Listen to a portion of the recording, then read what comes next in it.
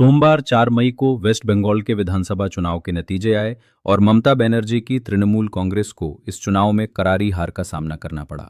लगातार 15 साल से सत्ता में रही टीएमसी इस चुनाव में 100 सीटों का आंकड़ा भी पार नहीं कर पाई। खुद ममता बनर्जी भी अपने भवानीपुर के गढ़ से हार गईं। नतीजे आने के बाद अब सबकी नज़र सरकार गठन पर है। पश्चिम बंगाल में पहली बार भारतीय जनता पार्टी को बहुमत मिलने से ये साफ है कि मुख्यमंत्री भाजपा का होगा, लेकिन उससे पहले राज्य में फिर से बड़ा राजनीतिक विवाद शुरू हो गया है। ममता बनर्जी ने हार के बाद भी ये कहा है कि वो मुख्यमंत्री पद से इस्तीफा नहीं देंगी। उन्होंने मंगलवार को प्रेस कॉन्फ्रेंस लेकर ये जानकारी दी है। इससे पश्चिम बंगाल में नया राजनीतिक संकट पैदा हो गया है।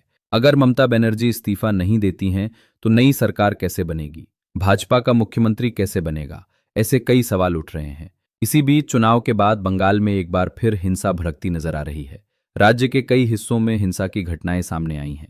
आखिर पश्चिम बंगाल में क्या हो रहा है, ममता बनर्जी ने इस्तीफा देने से इनकार क्यों किया है और अब नई सरकार कब बनेगी, ये सब हम आज के वीडियो में समझेंगे। नमस्कार, मैं संतोष और आप देख रहे हैं स्क्रोल नेशन।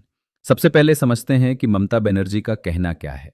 4 मई को चुनाव परिणाम आने के बाद 5 मई की दोपहर ममता बनर्जी ने प्रेस कॉन्फ्रेंस की। इस दौरान उन्होंने चुनाव नतीजों पर गंभीर आरोप लगाए।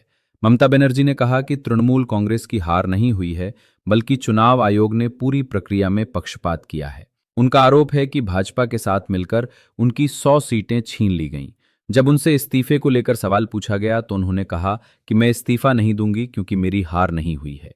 मैं राजभवन नहीं जाऊंगी। आधिकारिक तौर पर हमें हराया जा सकता है, लेकिन नैतिक रूप से हमने चुनाव जीता है। ममता बनर्जी ने चुनाव आयोग पर कई और गंभीर आरोप लगाए। उन्होंने कहा कि अपने पूरे राजनीतिक करियर में उन्होंने ऐसा चुनाव कभी नहीं देखा। एसआईआर के नाम पर 90 लाख वोट हटाए गए। मतगणना के पहले राउंड के बाद ही भाजपा ने 195 में 200 सीटें जीतने के दावे शुरू कर दिए। उन्होंने आरोप लगाया कि चुनाव जीतने के लिए भाजपा ने सीआरपीएफ का दुरुपयोग किया, पुलिस अधिकारियों के बड़े पैमाने पर तबादले किए गए और केंद्रीय बलों को गुंडों की तरह तैनात किया गया। कई जगहों पर मतदाताओं और टीएमसी कार्यकर्ताओं को धमकाया गया।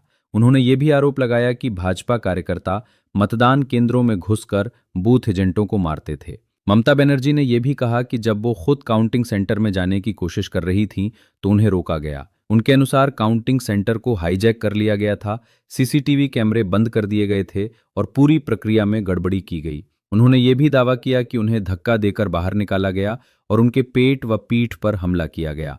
इन सब के बाद ममता बनर्जी ने साफ कहा कि वो मुख्यमंत्री पद से इस्तीफा नहीं देंगी। अब सवाल उठता है कि आगे क्या होगा।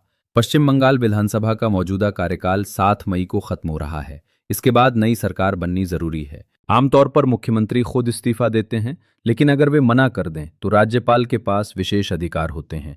राज्यपाल मुख्यमंत्री से इस्तीफा मांग सकते हैं, विधानसभा भंग कर सकते हैं, मुख्यमंत्री को बर्खास्त कर सकते हैं और जरूरत पड़ने पर अनुच्छेद 356 के तहत राष्ट्रपति शासन की सिफारिश कर सकते हैं। हालांकि इस मामले में संवैधानिक संकट की संभावना कम है, क्योंकि भाजपा को स्पष्ट बहुमत मिला है। अनुच्छेद 164 के तहत राज्यपाल नए मुख्यमंत्री की नियुक्ति कर सकते हैं और उन्हें शपथ दिला सकते हैं। यानी ममता बनर्जी इस्तीफा दें या न दें, नई सरकार बनने में कोई रुकावट नहीं आएगी। भाजपा के प्रदेश अध्यक्ष सुकंत मजूमदार ने कहा है कि 9 मई को नए मुख्यमंत्री का शपथ ग्रहण हो सकता है। वहीं केंद्रीय गृह मंत्री अमित शाह भी पश्चिम बंगाल के दौरे पर जाने वाले हैं। इसी बीच राज्य में हिंसा की घटनाएं भी बढ़ गई हैं। पिछले 24 घंटों में 4 लोगों की हत्या हुई है, जिनमें भाजपा और टीएमसी दोनों के कार्यकर्ता शामिल हैं। भाजपा का आरोप है कि टीएमसी कार्यकर्ताओं ने उत्तर 24 परगना के न्यू टाउन और हावड़ा के उदय नारायणपुर में उनके कार्यकर्ताओं की हत्या की। वहीं टीएमसी का कहना है कि उनके कार्यकर्ताओं की हत्या कोलकाता के बेलेघाटा और बीरभूम के नानौर में की गई। मंगलवार रात उत्तर 24 परगना जिले के संदेश खाली में पुलिस और केंद्रीय बलों पर हमला हुआ, जिसमें गोलीबारी भी हुई और 5 लोग घायल हो गए। कोलकाता के न्यू मार्केट में भी हिंसा हुई, जहां भीड़ ने बुलडोजर से टीएमसी कार्यालय को नुकसान पहुंचाया और दुकानों को भी तोड़ा। टीएमसी ने आरोप लगाया कि ये सब भाजपा समर्थकों ने किया।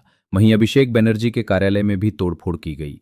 मुर्शिदाबाद जिले में व्लादिमीर लेनिन की मूर्ति को भी नुकसान पहुंचाया गया, जो 1917 की रूसी क्रांति के नेता थे।